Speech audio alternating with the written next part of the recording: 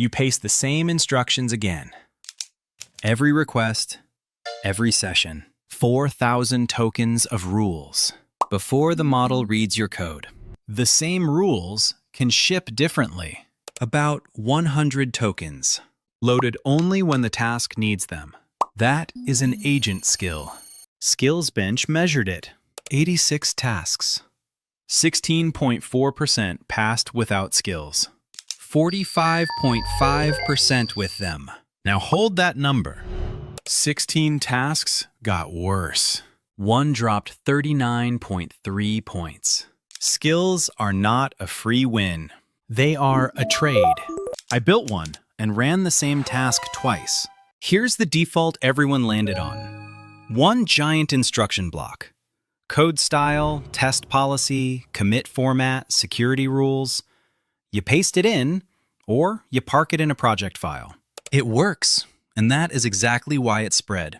The model follows the rules, and you stop repeating yourself in chat. Nobody is being stupid here. But look at where those tokens live. They sit in the context window from the first turn to the last, and the whole context is resent on every request. So 4,000 tokens of standing rules across a 100-turn session is 400,000 tokens of the same text, reread and rebuild. And money is the small part. The real cost is attention. Every rule you keep resident competes for the same window as the code the model is supposed to read. The block also only grows. A rule gets appended after every bad output and nothing is ever deleted. So it becomes a policy document nobody reviews and every request loads. You cannot version one procedure inside it. You cannot test one. You cannot hand a teammate the review workflow without handing over the entire document. And it does not travel. Switch tools and it stays behind because it is prose in somebody's text box, not an artifact. That is the actual problem, not one badly written prompt. A delivery mechanism that loads everything, always, for everyone. Agent skills change the delivery mechanism, not the words. A skill is a folder. That is genuinely the whole idea. Inside it, one required file called SKILL.md. SKILL.md is YAML front matter followed by Markdown. The front matter has exactly 2 required fields, and both are constrained by the spec. Name, 1 to 64 characters, lowercase letters, numbers, and hyphens only. No leading or trailing hyphen. And it must match the folder name. Description, up to 1,024 characters. It has to say what the skill does and when to use it, in words the agent can match against a request. That second field is the entire discovery system. Write it badly, and the skill you spent an afternoon on sits on disk and never loads. Hold on to that. Under the folder, 3 optional directories by convention. Scripts for executable code, references for detail, assets for templates. Now the mechanism that makes it cheap. Progressive disclosure. The runtime pulls a skill in 3 levels and only climbs a level when the task demands it. Level 1 runs at startup, name and description only, for every installed skill. Roughly 100 tokens each, and that is all that stands in context. Level 2 runs on activation. The SKILL.md body loads. The spec recommends keeping it under 5,000 tokens and the file under 500 lines. Level 3 runs on demand. A reference document or a script is opened only at the step that needs it, and never before.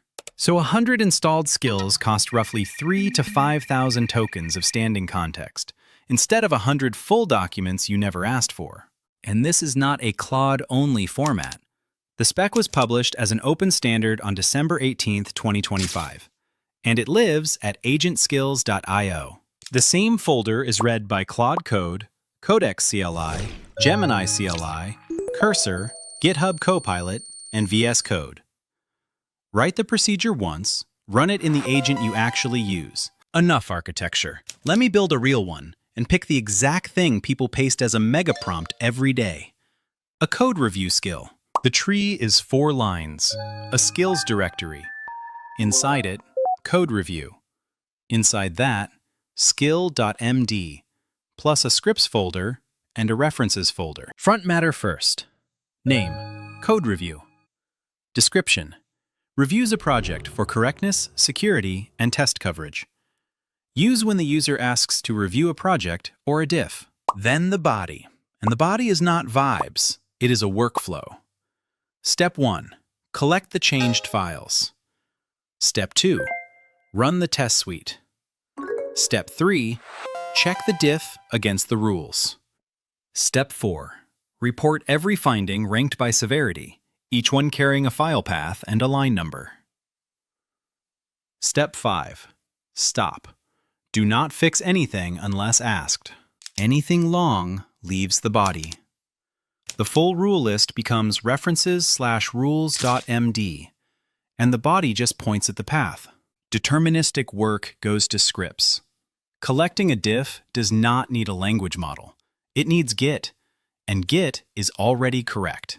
So scripts/collect_diff.sh runs git diff against the base branch and prints the changed file list.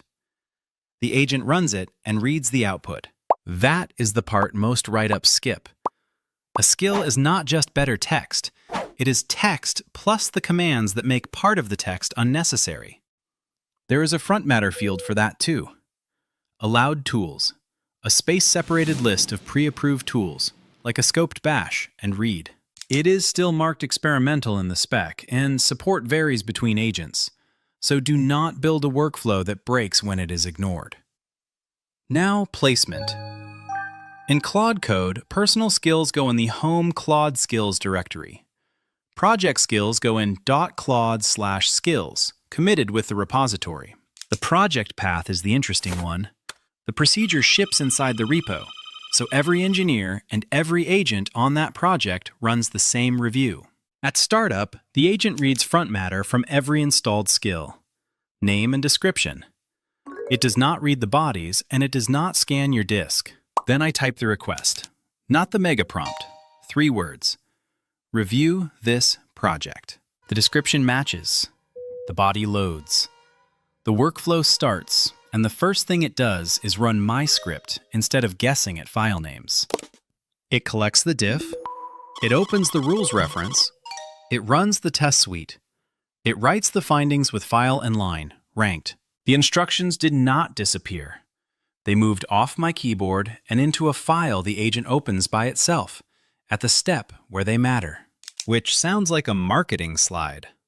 So let us go to the receipts, because there is a public benchmark for exactly this question now. SkillsBench, 86 tasks across 11 domains, each paired with a curated skill and a deterministic verifier.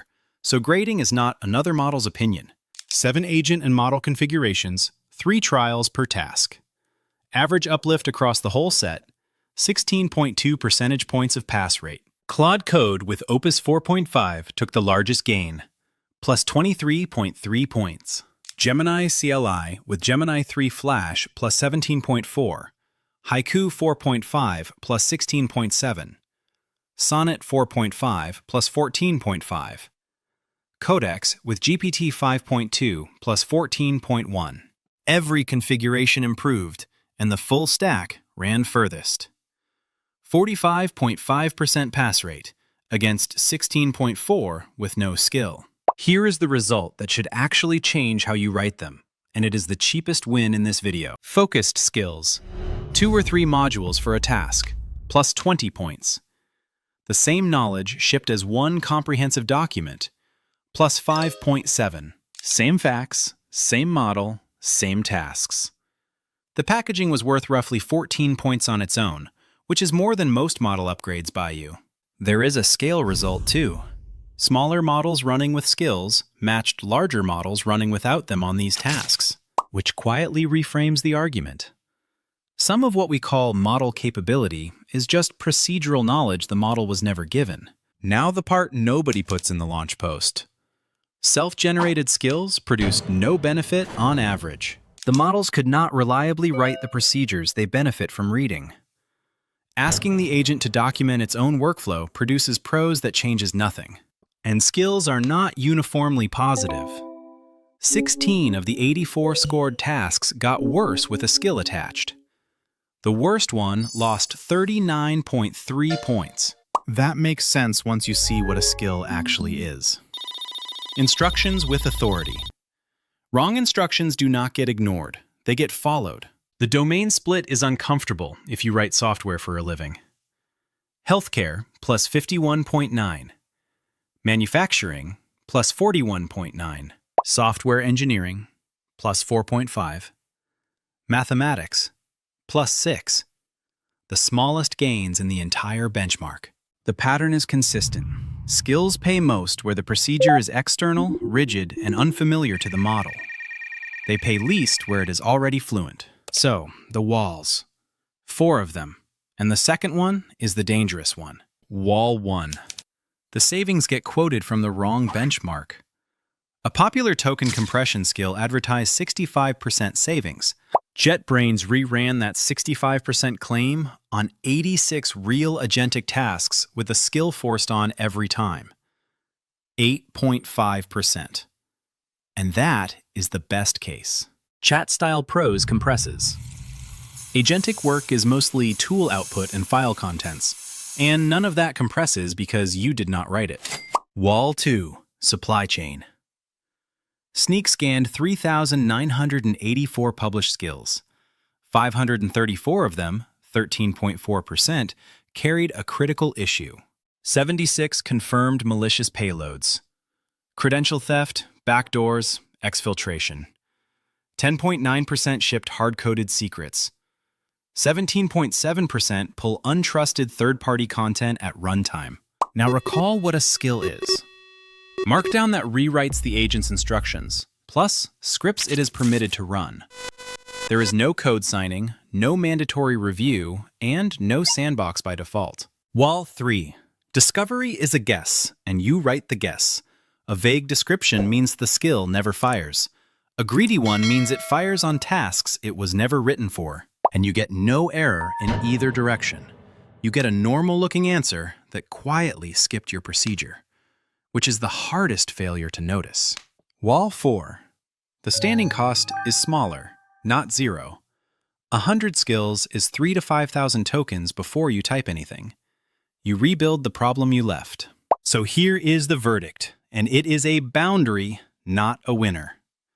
Use a skill when the procedure is stable, repeated, longer than a paragraph, and needs files or scripts.